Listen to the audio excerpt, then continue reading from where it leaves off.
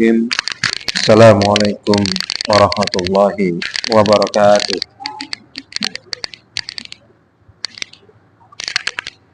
Innal hamdalillah nahmaduhu wa nasta'inuhu wa nastaghfiruh wa na'udzu billahi min shururi anfusina wa sayyiati a'malina. May yahdihillahu fala mudilla lahu wa may yudlil fala hadiya lahu. Asyhadu an la ilaha illallah wa asyhadu anna Muhammadan abduhu wa rasuluh la nabiyya wa la rasula ba'da. Allahumma shalli ala Muhammad wa ala alihi wa ashabihi wa man tabi'ahum bi ihsan ila yaumil. Alhamdulillah, pada malam hari ini kita masih diberi kesempatan oleh Allah Subhanahu wa taala sehingga kita masih bisa memperbaiki diri dan kita masih bisa menambah amal ibadah kita. Salawat serta salam tetap tercurahkan kepada Nabi kita Muhammad SAW, yang mana atas perantara beliau kita tahu bagaimana seharusnya menjadi manusia yang bahagia, manusia yang selamat, manusia yang nantinya dimasukkan di surganya Allah Subhanahu wa taala. Jamaah sekalian, kita lanjutkan materi kita berkaitan dengan tazkiyatun nufus, yaitu pensucian jiwa. Masih berkaitan dengan niat. Masih berkaitan dengan niat atau ikhlas.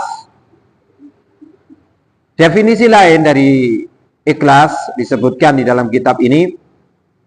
Wal ikhlasu tanqiyatul qalbi min syawaibi kulliha qaliliha wa kasiriha.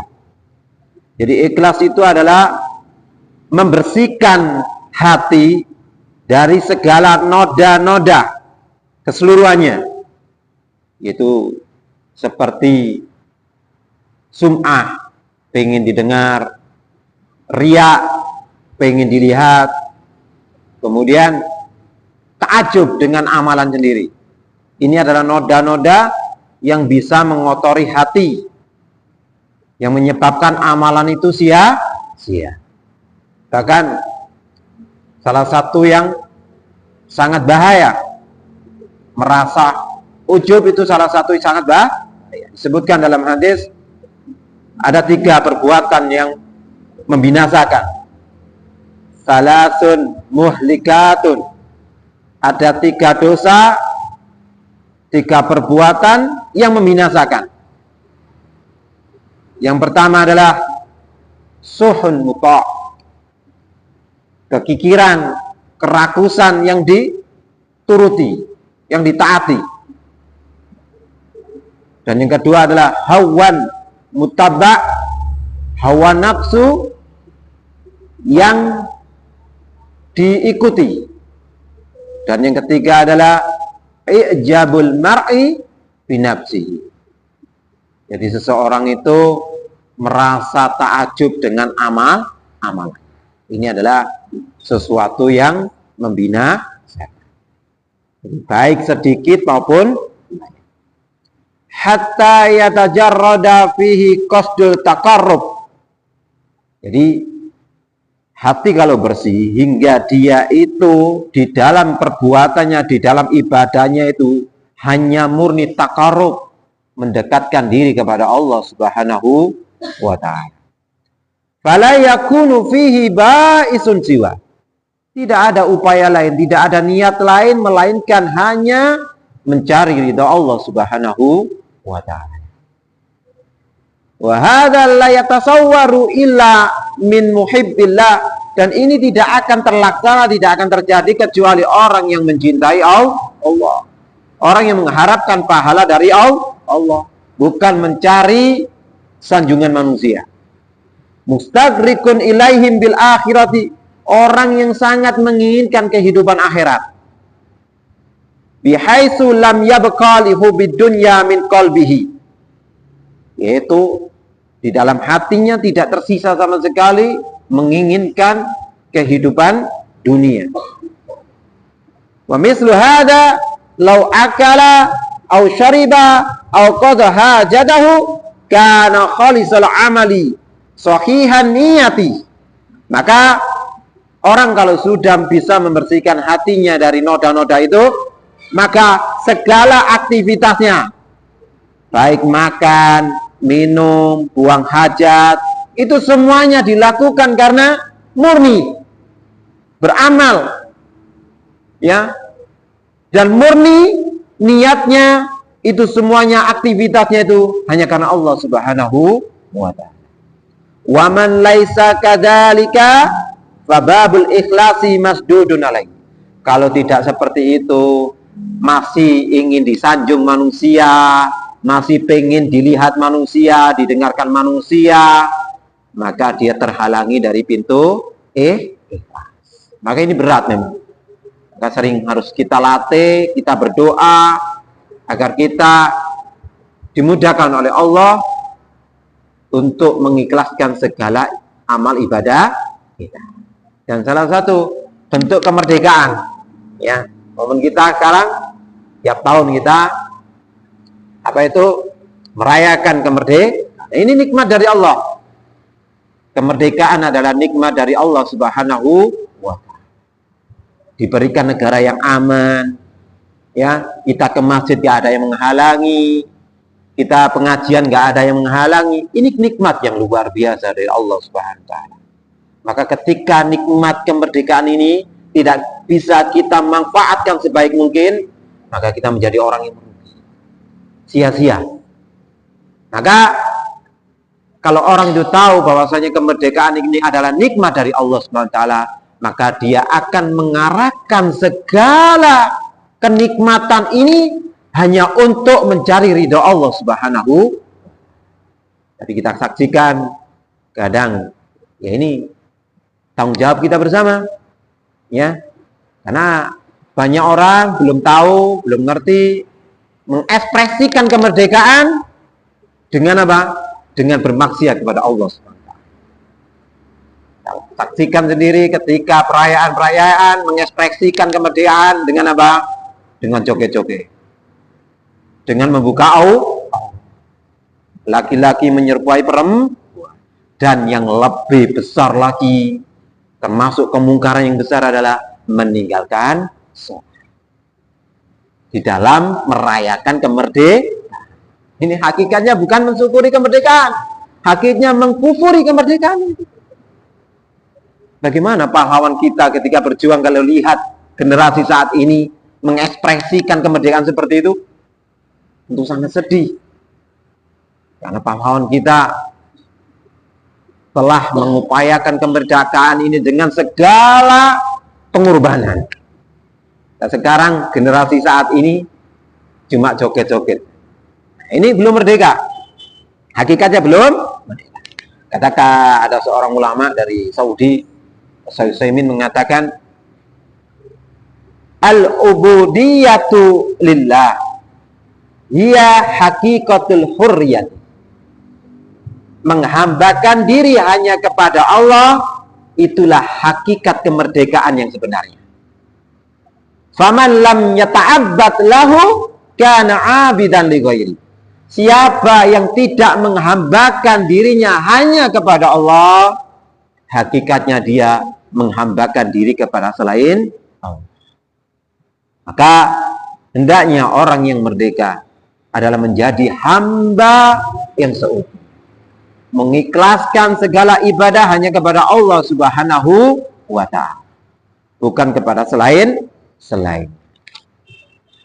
Maka sebagaimana wa kama anna man ghallaba alaihi hubullah wa hubul akhirati iktasabat harakatuhu al-iktiyadiyah sifat hammihi wasarat ikhlason.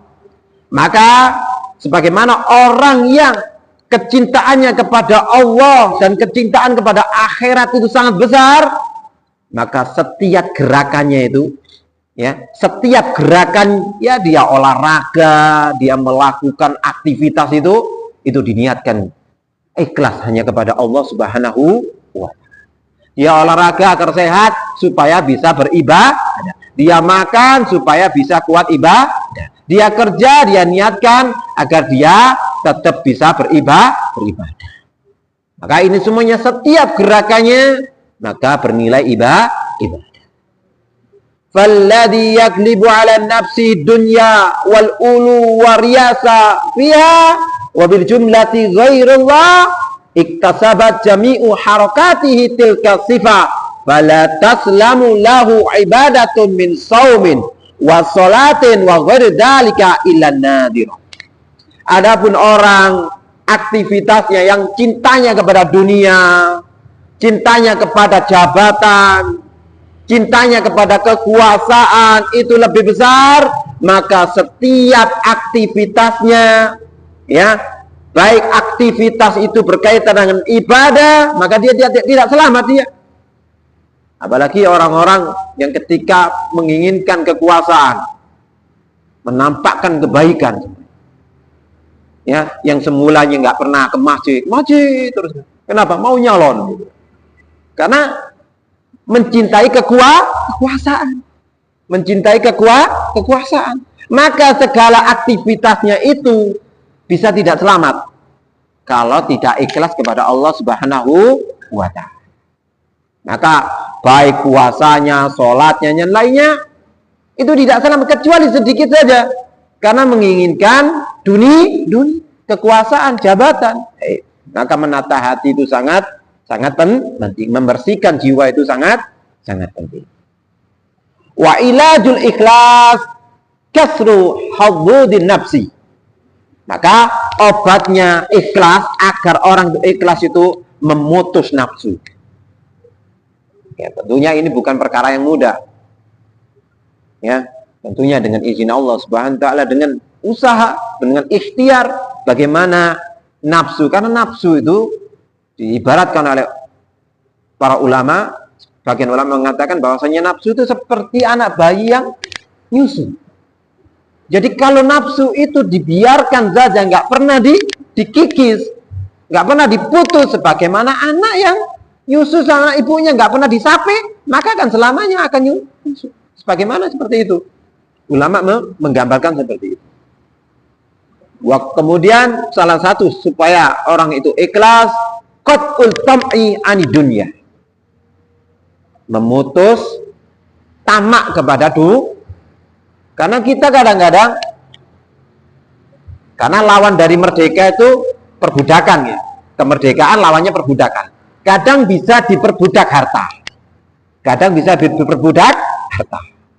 Ya, disebutkan di dalam hadis riwayat Bukhari mengatakan Ta'isa abdu dinar, Ta'isa abdu dirham, Ta'isa abdul khamisah, Ta'isa abdul khamila. In u'tiya radhiya wa in lam yu'ta sakhita. Celakalah orang yang menjadi hambanya dinar, menjadi hambanya menjadi hamba dunia, menjadi hamba dunia. Bagaimana dunia bisa memperbudak? Yaitu dengan tidak merasa puas, selalu merasa puas dan bahkan rakus. Tidak ada puasnya, tidak ada puasnya. Disebutkan juga di dalam riwayat Bukhari, ya, orang yang diperbudak dunia itu, maka kata Rasulullah SAW, lau anna libni Adam, kalau seandainya anak Adam itu dia memiliki wadiyan minad dahab, memiliki satu lembah dari emas, satu lembah dari emas, ahabba ayyakuna lahu wadiyani, nggak puas masih, dia pengen memiliki dua lembah. Itu dunia. Diperbudak dunia. Diperbudak dunia. Tidak ada letihnya, tidak ada batas akhirnya. Sampai apa kata Rasulullah? Lam yamla'afahu hatta turab.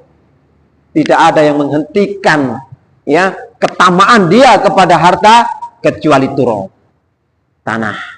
Ketika dia sudah dimasukkan sudah berakhir sudah. Kecuali itu.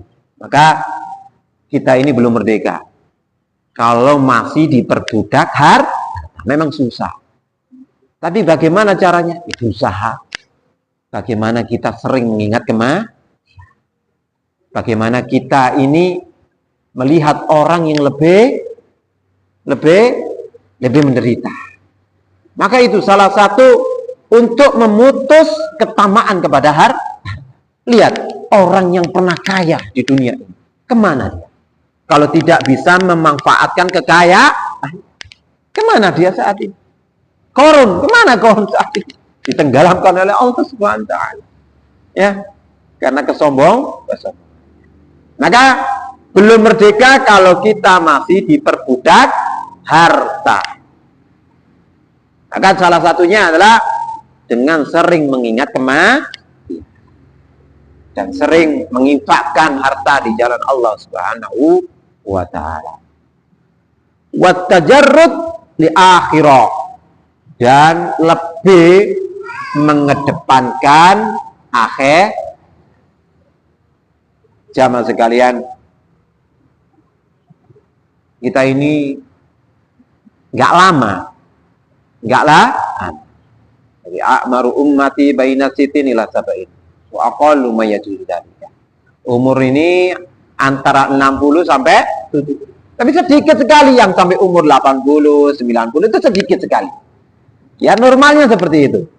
Ya, tetapi akibat dari perbuatan kita hidup selama 60-63 tahun itu mempengaruhi keselamatan kita untuk selama-lamanya. Karena kita yakini di akhirat itu untuk selama, nggak ada kematian lagi. Nanti sudah tidak ada kematian. Jadi seumpama kita semoga dimudahkan oleh Allah, kita di surga. Maka selamanya akan di surga. Sebagaimana kita sering dengar di Al-Quran, khalidina fiha, di dalamnya untuk selama. Maka sisa umur yang ada ini kita manfaatkan untuk keselamatan di kehidupan yang setelahnya, yang itu untuk selama. Dan kita katakan sisa karena kita nggak tahu sisanya berapa. Maka kita katakan sisa. Bihaisu yaglibu dzalika ala qalbi. Idbidaka yatayassaru ikhlas. Ya, maka kalau dengan itu sering mengingat kematian, lebih mendahulukan akhirat, maka hati kita lebih condong ke situ dan itu mudah untuk ikhlas. Mudah untuk ikhlas. Itu. Wa kam min a'mali yat'abul insanu fiha wa yadunu annaha khalisatun liwajhillah wa yakunu fiha minal magruri. Tapi berapa banyak beramal ibadah yat'abul insan, capek. Jadi melakukan ibadah capek. Ya, sholat, puasa itu capek. Kemudian wa yadunu anna khalisatun liwajhillah. Dia menyangka dirinya itu ikhlas, tetapi masih ada keinginan dilihat oleh manusia. Maka apa kata di sini? Minal makruh. Ternyata amalannya itu sia karena tidak ada ikhlas di dalam amal ibadah. Sebagaimana disebutkan di sini contohnya. Contohnya orang beramal karena manusia. Kama hukiya an ba'dihim. Sebagaimana dikisahkan dari sebagian manusia. Annahu kana yusolli da'iman fi shafil awal. Dia itu selalu sholat di shaf pertama. Tujuannya bukan karena Allah. Supaya dianggap, oh ini orang hebat ini. Dia nggak pernah ketinggalan di shaf pertama. Dia selalu di shaf pertama. Niatnya karena manusia. Fata'akhara yauman. Suatu hari telat dia. Suatu hari telat. Anis sholat. Ya. Tadi dia telat. Tidak bisa di shaf pertama. Fasala fi shafis tsani. Dia karena telat dia berada di shaf kedua. Fa'taradu hujlatun minana. Merasa gak enak. Dilihat manusia biasa di shaf pertama. kemudian dia telat di sop kedua, nggak enak. Ya, dia merasa melihat diawasi manusia nggak enak. Ya, si fulan sekarang di sop kedua nggak enak. Dia dipandang manusia nggak enak. Saya biasa sop pertama kok telat kemudian di sop, dia nggak enak pada manusia, bukan kepada Allah Subhanahu wa Ta'ala. Haitsu ra'ahu fi sofisani, ya, karena manusia melihatnya di sop kedua. Fa'alima anna masratahu wa rahatul qalbihi bi sholati fi sofil awal. Karena yang diinginkan itu supaya dia dilihat manusia di sop pertama. Kanat bisababin nadharina ilai. Karena sebabnya dia senantiasa ingin dilihat manusia. Ya, falamma taslamul a'mal min amsalihi faqala man yatanabbaha lau illa man wafaqallah. Maka sedikit sekali yang selamat, yang semisalnya dengan itu selamat dari amal soleh. Karena apa? Karena menginginkan pujian manusia. Karena menginginkan pujian manusia. Wal ghafilun anhu yarawna hasanatihim yaumal qiyamah sayiat wa hum maqsuduna biqouli ta'ala. Orang yang lalai tentang membersihkan jiwa dari segala noda-noda itu, ya, dia menginginkan kebaikan di akhirat, tapi hakikatnya yang dia dapatkan adalah kejelekan. Karena tidak bisa menata hatinya, karena tidak bisa membersihkan jiwanya. Wahum maksudun, sebagaimana yang dimaksud di firman Allah Subhanahu wa taala, wa badallahum minallahi ma lam yakunu yahtasibun. Maka nampak bagi mereka azab dari Allah ma lam yakunu yahtasibun, yang tidak dia sangka sebelumnya. Yang tidak dia sangka sebelumnya. Wa badallahum sayiatu ma kasabu, dan mereka nampak pada mereka ternyata amalan mereka jelek. Maka sabu, apa yang mereka perbuat, karena niatnya bukan karena Allah, karena niatnya bukan karena Allah Subhanahu wa Ta'ala. Kemudian di ayat surat Al-Kahfi 103 Allah mengatakan, Kul hal nunabbi'ukum bil ahsarina a'mala. Katakanlah, ya, maukah kami habarkan kepada kalian siapa orang yang rugi di dalam amalannya itu. Siapa orang yang rugi di dalam amalan ibadahnya itu. Alladzina dhalla sa'yuhum fil hayatid dunya, yaitu orang yang dhalla sa'yuhum, ya, yang amalan di dunia itu jelek. Jadi amalannya di dunia itu jelek. Wa hum yasabuna annahum yusinuna sun'a, tetapi dia mengira bahwasanya amalannya nanti di akhirat itu baik. Padahal ketika di akhirat nampak pada mereka kejelekan. Inilah orang yang paling rugi. Udah capek, tetapi karena tidak bisa menata hatinya, tidak bisa menata niatnya, maka amalannya itu menjadi sia-sia. Bukan karena banyak amalannya, tapi karena niatnya sah. Ini pentingnya menata nih. Maka ada sebagian perkataan ulama berkaitan dengan ikhlas ini, sebagaimana yang dikatakan oleh Ya'qub, seorang ulama. Beliau mengatakan, al-mukhlis man yaktumu hasanatihi kama yaktumu sayiatihi. Orang yang ikhlas itu orang yang menyembunyikan kebaikannya sebagaimana dia menyembunyikan kejelekannya. Jadi kata Ya'qub, orang ikhlas itu adalah orang yang menyembunyikan kebaikannya sebagaimana dia menyembunyikan kejelekan. Karena kejelekan kita nggak mungkin kita pengen diketahui orang. Begitu juga kebaikan. Tapi walaupun gitu nggak mungkin semua amalan itu bisa disembuh.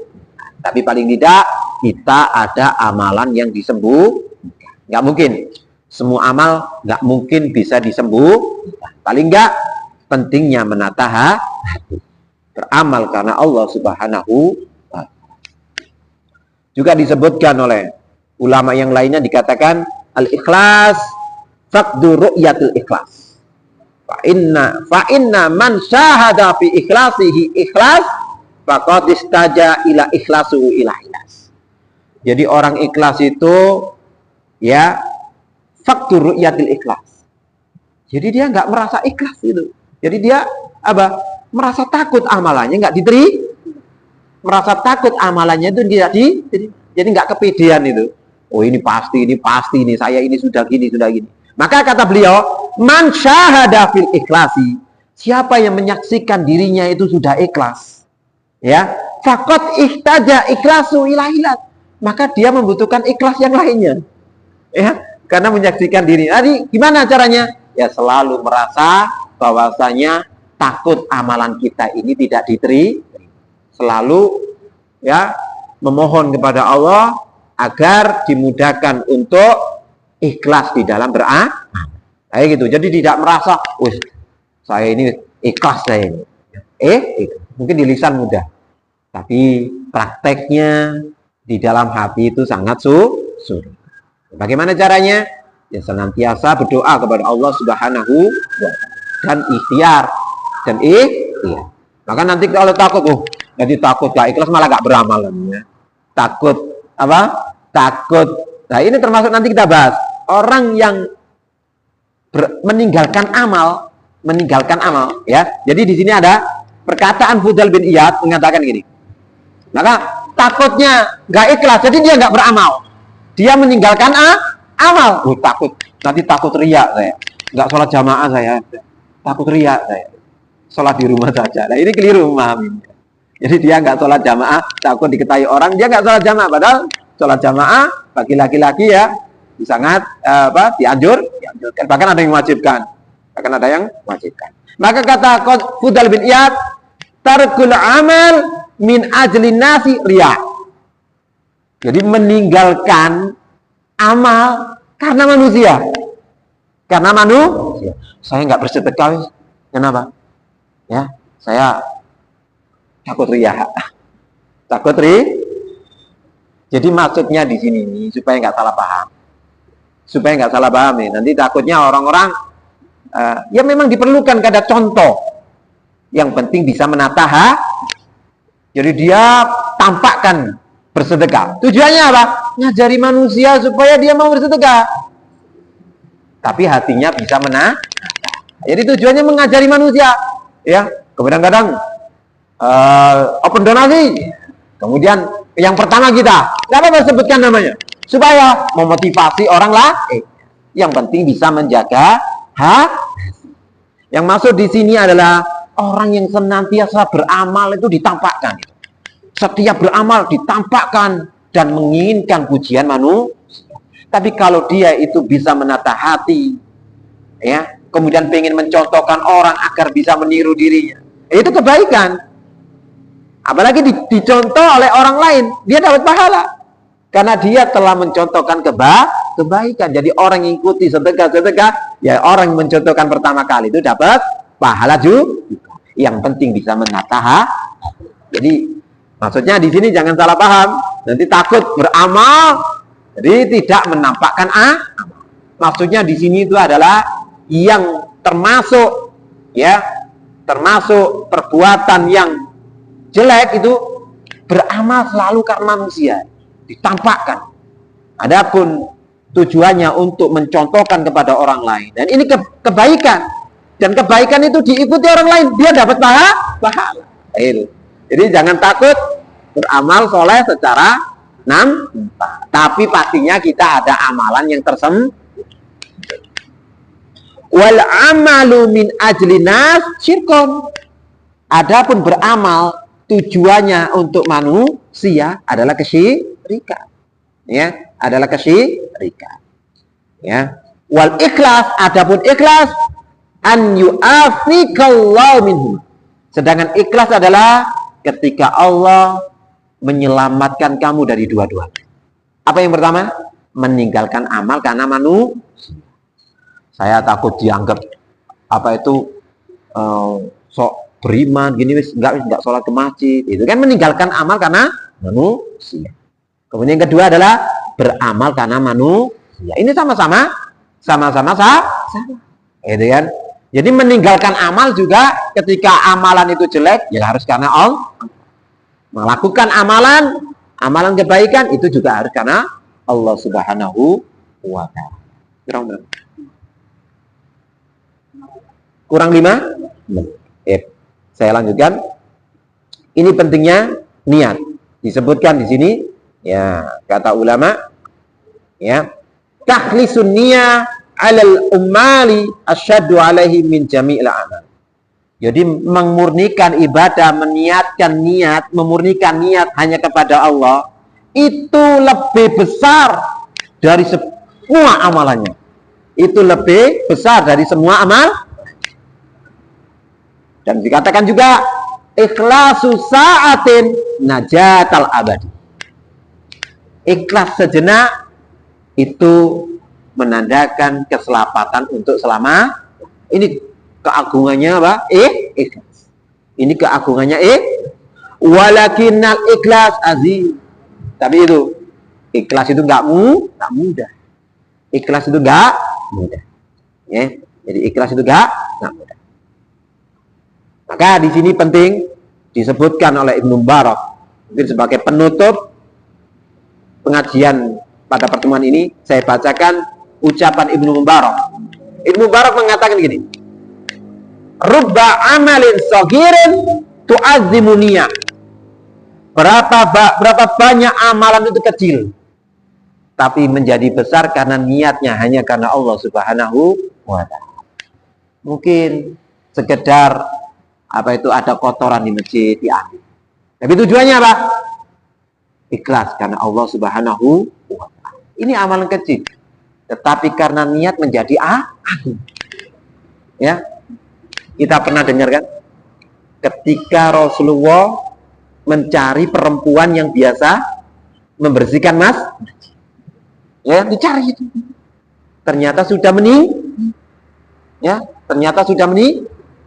ya. Ini luar biasa amalan membersihkan masjid. Apalagi dengan niat karena Allah Subhanahu wa ta'ala.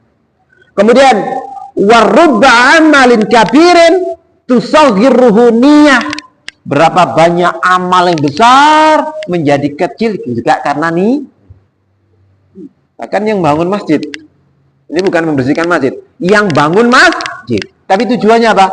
Supaya dikenal menjadi orang ya, amalan besar, bahkan jihad di jalan Allah. Tapi karena niatnya supaya dikenal menjadi orang pemberani, maka menjadi kecil dan bahkan menjadikan dia itu apa? Kebinasaan. Ada hadis itu panjang itu, ya, dia berperang karena supaya dikatakan menjadi pemberani. Gimana? Dilempar ke neraka. Karena setiap beramal, jadi bukan sekali amal itu, setiap beramal dia itu senantiasa diniatkan untuk mencari sanjungan manusia. Ya, maka ini perkataan Ibnu Mubarak ini sebagai penutup dari majelis kita pada pertemuan bulan ini. Semoga kita dimudahkan oleh Allah Subhanahu wa taala mengikhlaskan, ya. Sebagaimana yang kemarin doa yang saya berikan itu, ya, supaya kita dimudahkan untuk mengikhlaskan. Jadi walaupun amalan kita ini sudah sedikit, gak ikhlas lagi. Sudah sedikit, gak ikhlas. Yang banyak ikhlas saja menjadi magrur, menjadi sia-sia. Apalagi sedikit, gak ikhlas. Maka semoga Allah memudahkan kita senantiasa mengikhlaskan seluruh ibadah kita hanya kepada Allah Subhanahu wa ta'ala. Dan semoga kita termasuk orang-orang yang dibimbing oleh Allah hingga ajal menjemput. Mungkin sedikit ini bisa bermanfaat bagi kita semuanya. Wa akhirul kalam. Assalamualaikum warahmatullahi wabarakatuh.